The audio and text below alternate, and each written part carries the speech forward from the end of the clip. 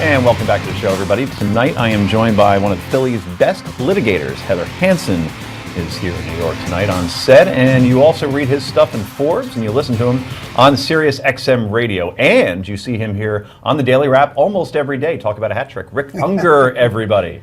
And finally, she is a noted author, journalist, and contributor to the Huffington Post. Reverend Jenny Crumpton is back. Thanks Good for to being be back. here. Welcome all. Let's get to the Daily Download.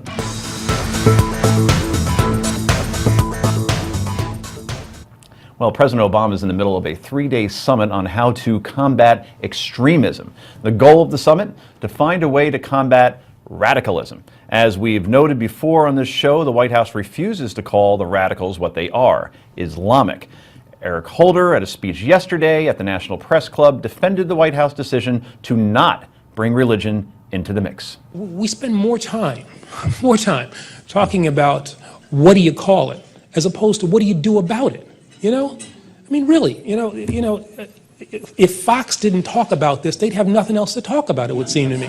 You know, radical Islam, Islamic extremism, I'm not sure an awful lot is gained by saying that. It doesn't have any impact on our military posture, doesn't have any impact on what we call it, on the policies that we put in place.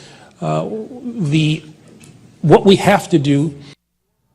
I don't think I've seen those glasses before on Mr. Holder. Anyway, meanwhile, former Secretary of Defense Donald Rumsfeld told Greta Van Susteren last night on Fox News, you can't ignore religion. But when you systematically kill Jews and kill Christians and say that's what you're doing, it's not random. It's purposeful. And it seems to me a lot of the country is still in a state of denial about it. And the only way you can deal with something like that is to put it up on the table, call it what it is, deal with it, and any idea that you can defend everywhere, at every moment of the day or night, against every conceivable technique, is simply wrong. If you try to defend everywhere, you defend nowhere. The only way you can deal with it is to go after those people. Okay, so no matter which side you're on, we are at war with extremists who happen to be Islamic radicals. Either way, Eric Holder, yes, he's all over it. Well, use an extreme example, perhaps unfair. In World War II, if a reporter had found out about the existence of the Manhattan Project, is that something that should have been disclosed? Now, we're not in a time of war, I understand, and I said as an extreme example, but I think there is a question that members of the press should ask about whether or not the disclosure of the information has a negative impact on the national security of the nation. It kind of has a low tone there, but did the Attorney General just say we're not at war? Didn't the President just ask for authorization from Congress to go after ISIS? Maybe I misheard our Attorney General. Control Room, can you play that clip again? No, we're not in a time of war, I understand, and I said as an extreme example. State Department has their act together. Here is spokesperson and Pledge Week chairwoman Maria Harf. Well, I think it just underscores for people that this isn't just a fight in Iraq and in Syria, and that it's not just a fight about dropping bombs on terrorists. It's really how we stop the causes that lead to extremism in a place like Libya. The fact that there's no governance and there's no opportunity for young people, it lets groups like ISIL grow there and flourish there, which is what you saw with this awful situation with these Egyptians that you just... Conservative media, you can imagine, pounced on that hanging curveball. We'll discuss Harf's comments in a moment, but either way, seems to make sense that the American people don't trust this administration when it comes to handling ISIS. According to a CNN ORC poll released on Monday, 57% disapprove of the president's handling of the Islamic State in Iraq and Syria, or ISIS, and his foreign policy in general. Rick Unger, your thoughts? There's a lot there to take in. Look, I actually agreed with a lot of what a lot of people were saying, strangely enough.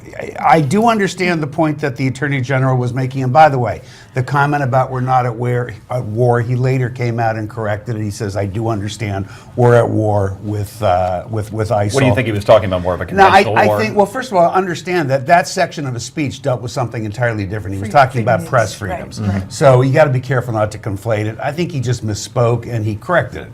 So there's that. I know people like to talk about that. Look, we are having a problem with this administration. People are not comfortable. The polls are making it clear. What the polls aren't yet making clear, with all of these distractions about what they say, the words they use, nobody's telling us what they think we should do about it. But it's more than a distraction. If you don't know their motivation, you don't know how to go after it. Let's say we do. What do we do about it? Well, you change, when you know their motivation, if you think the motivation is money and a lack of opportunity, then you go after it the way that President Obama has proposed, and going after these people with Twitter and trying to create opportunity and create jobs. But if you know that the motivation is a religious motivation, then you have to go after it from a religious... If you heard his speech today, he made it very clear that he understands that it is a twisted religious... He's getting there. He said he did not say we're at war with Islam. But let's assume that he knows. Let's just, for the sake of argument. But he won't say it. What do we do? Yeah, he won't say it. He knows though. What do we do? Let's go there. I think we're doing what we need to be doing right now, where we have the Kurds who are really doing a good job in Iraq right now. They've been pushing back. We've got airstrikes going on. We're thinking about arming some of the Syrian rebels. We're going in the right direction. This is a two-pronged war, and it's something unlike anything we've ever done before. And I think Harf is absolutely right. There's a little known secret if you work for an NGO, which there are so many around the world in MENA and different regions where the conflict is, it is an issue of poverty, economics, and ideologies that get... Not entirely. Look, almost all of the bombers on Notice I said 9/11 two-pronged. came from wealthy families. Right. That's part of it. But they take poor people and uneducated people It's part of and it. indoctrinate them into I think it. it's two-pronged. I think It's two-pronged. Well, There's two Well, what I sides mean to is it. that for some young recruits, it is about religion.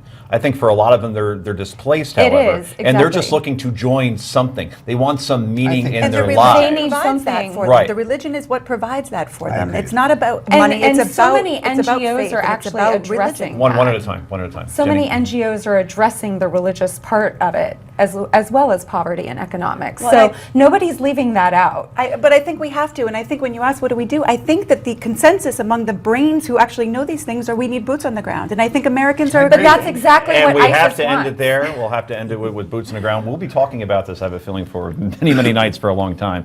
Coming up next, more comedy from the White House. This time, Vice President Biden gets cozy with a new cabinet member's wife. We'll show you that, plus what David Axelrod had to say. This is the Daily Wrap on Newsmax TV.